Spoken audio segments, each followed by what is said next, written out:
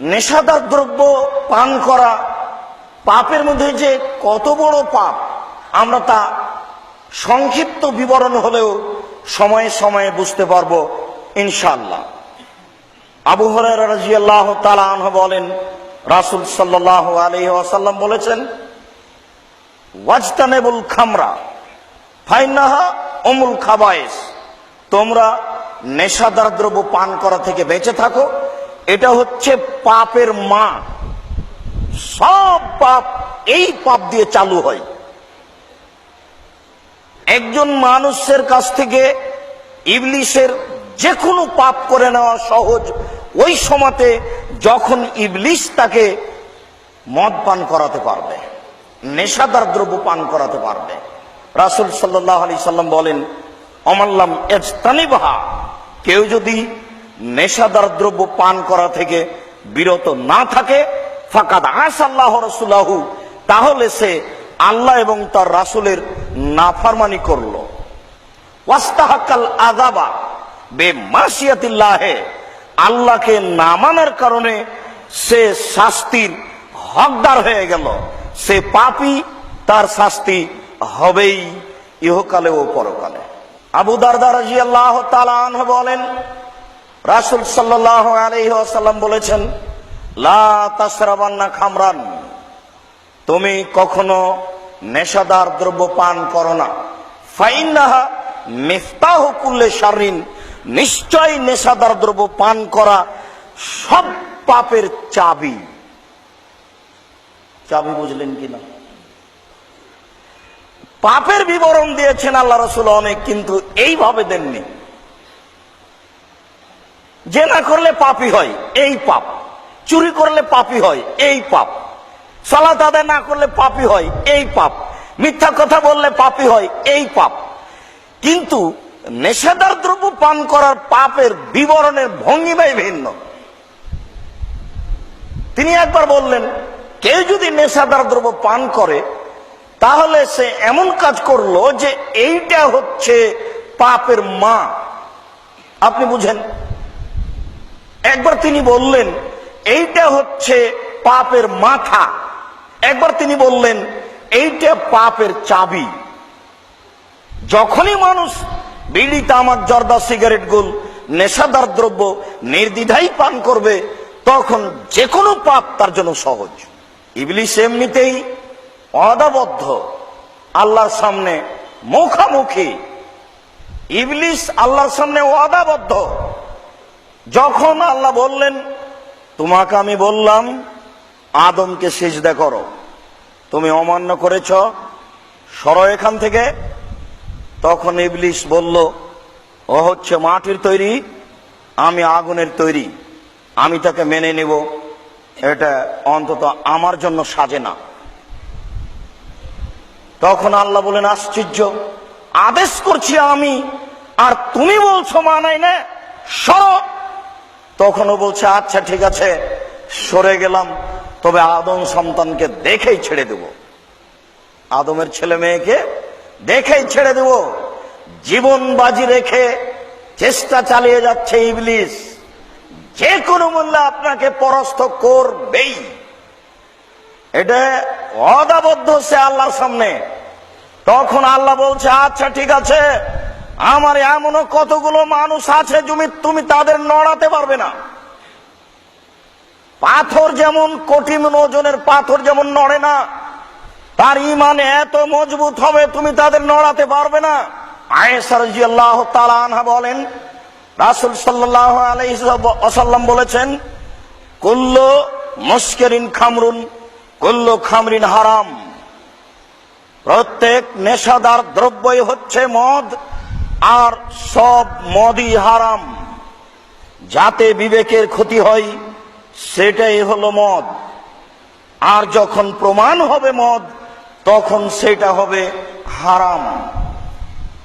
জাবের রাদিয়াল্লাহু তাআলা আনহু বলেন, রাসূল সাল্লাল্লাহু আলাইহি ওয়াসাল্লাম বলেছেন, মাসকারা কাসিরুহু ফাকালিলুহু হারামুন, যে জিনিস বেশি খেলে বিবেকের ক্ষতি করবে তার কমও হারাম। মনে রাখবেন কথাটি, 1450 বছর পূর্বেকার বলা একটি বাক্য। আমি একজন অনুবাদক, মুহাম্মদ সাল্লাল্লাহু আলাইহি ওয়াসাল্লাম বাক্যটি বলেছেন, আপনার মূল্যায়ন করা উচিত। তিনি বলেছেন, যে জিনিস বেশি খেলে বিবেকের ক্ষতি হবে তার কম হারাম। যারা নিয়মিত জর্দা খায় তাদের কাজকে 250 জর্দা একবারই খাওয়ান তো দেখি, তার ক্ষতি হয় কি না। যদি 250 হাফ কেজি জর্দা খেলে বিবেকের ক্ষতি হয়, নিশ্চিত বিশ্বাস করুন জর্দা হারাম। হুজুর বলেন মাকরু, হুজুর জায়গা পায় না ফাঁকি দেওয়ার। মাকরু মানে খারাপ, হুজুর কি করে মাকরু খায়? আর লোকে বলে যে এটা মাকরু, এটা মাকরু মানে খারাপ। হুজুর খাই কি করে? হুজুর খাই বলে বলছেন যে মাকরু। কখনো না, হে অসম্ভব, এটা হতে পারে না। যদি তাই হয় তাহলে হুজুর বলেছেন মাকরু আর আমি বলছি হারাম। এবার আপনি শুনুন, আল্লাহর নবী বলেছেন, যার চূড়ান্ত সিদ্ধান্ত নেই সেটা চূড়ান্ত হারাম। যার চূড়ান্ত সিদ্ধান্ত নেই সেটা চূড়ান্ত হারাম। যার চূড়ান্ত সিদ্ধান্ত নেই সেটা চূড়ান্ত হারাম। মান ওয়াকাফি শুভাতে ওয়াকাফিল হারামে, যে সন্দেহের মধ্যে পড়লো সে হারামের মধ্যে পড়লো। হুজুর এবার আপনি মাকরু বলেছেন, আমি তো কোনোদিন মাকরু বলিনি, তাহলে এটার মধ্যে পড়ে গেল। আল্লাহর নবী বলেছেন যেটা মধ্যে পড়ে গেছে সেটা হারাম। আবু হুরায়রা রাদিয়াল্লাহু তাআলা আনহু বলেন, রাসূল সাল্লাল্লাহু আলাইহি ওয়াসাল্লাম বলেছেন, মান শারিবাল খামরা লাম তুকবাল লাহু সালাতুন 40 লাইলা।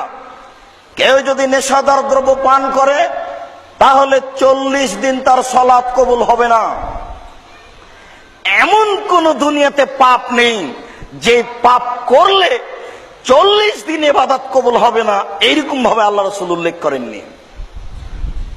আবু দারদা রাদিয়াল্লাহু তাআলা আনহু বলেন, রাসূল সাল্লাল্লাহু আলাইহি সাল্লাম বলেছেন, মান শারিবাল খামরা লাম ইয়ারজাল্লাহু আনহু 40 লাইলা।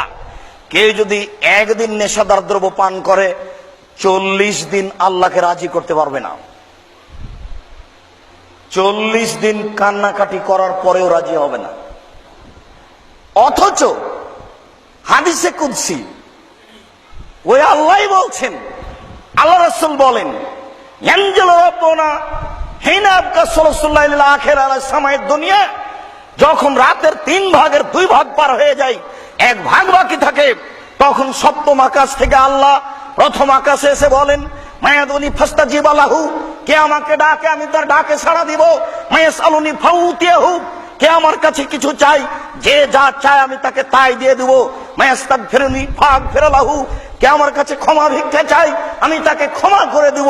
আমি প্রতীক্ষমান রয়েছি ক্ষমা করার জন্য। রাসূল সাল্লাল্লাহু আলাইহি ওয়াসাল্লাম বললেন, হাদিসে কুদসি আল্লাহ তাআলা বলেন, লাউ বানাগাত যুনুবুন নাস আনানাস সামায়ে, যদি মানুষের পাপ আকাশে পৌঁছে যায়, বেশি হতে হতে হতে হতে এত পাপ করেছে, সারা পৃথিবী আকাশের ফাঁকা পরিপূর্ণ, পাপ বেশি হতে হতে আকাশে চলে গেছে। এরপরে যদি বলে ফাস্তাগফিরুনি, আমাকে ক্ষমা করো, ফাগফির লাহু, আমি তাকে ক্ষমা করব।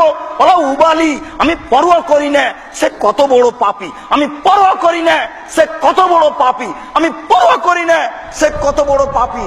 আমাকে বলে না কেন যে আমার ভুল হয়েছে, বললেই ক্ষমা করব।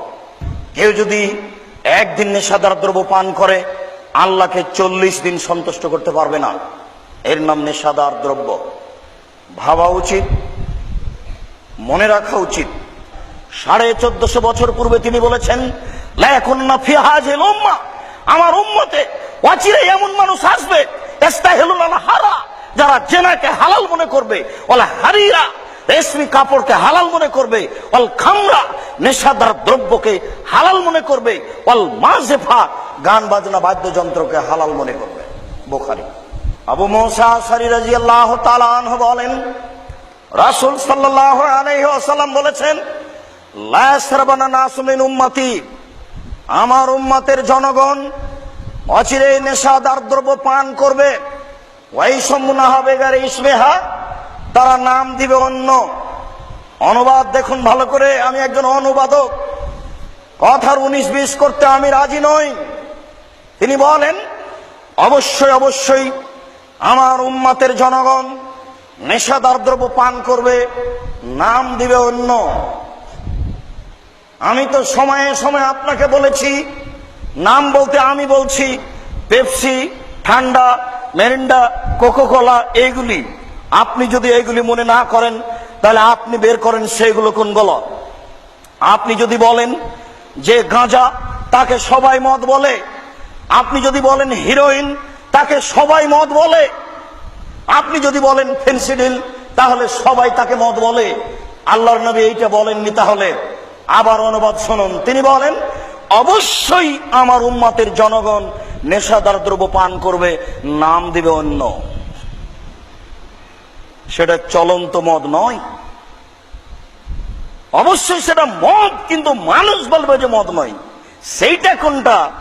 মাছ দিয়ে ভাত খেলে কাঁটা ফেলে খেতে হয়, এইটা বুদ্ধি হয়। আর এখানে বুদ্ধি হয় না, বিচার হবে না। মানুষের তো বিচার হবে, পশু প্রাণীরও বিচার হবে। কাঁটা সহ কে খায়? কার বুদ্ধি নেই? এখানে 1 শতক যদি জমি কিনে দলিল না দেখে কে জমি কিনবে? এত বড় পাগল কে আছে?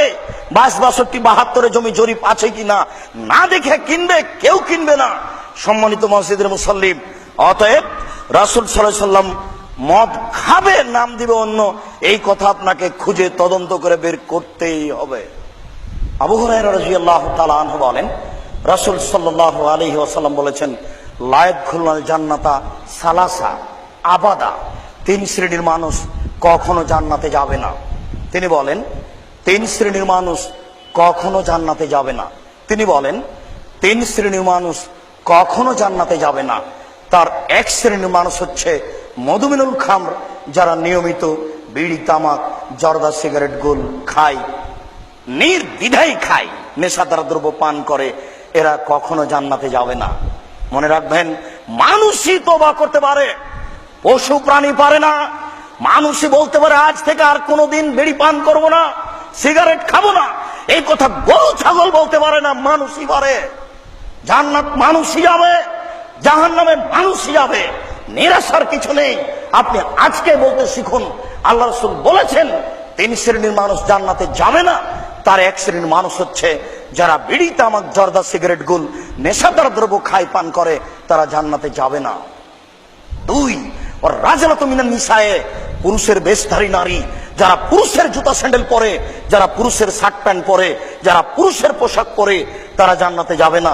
3, ওয়াদায়ুস আল্লাযী কুরফি আলাল খাবাসা, যে তার বাড়িতে বেহায়ার সুযোগ দিয়েছে, সে জান্নাতে যাবে না।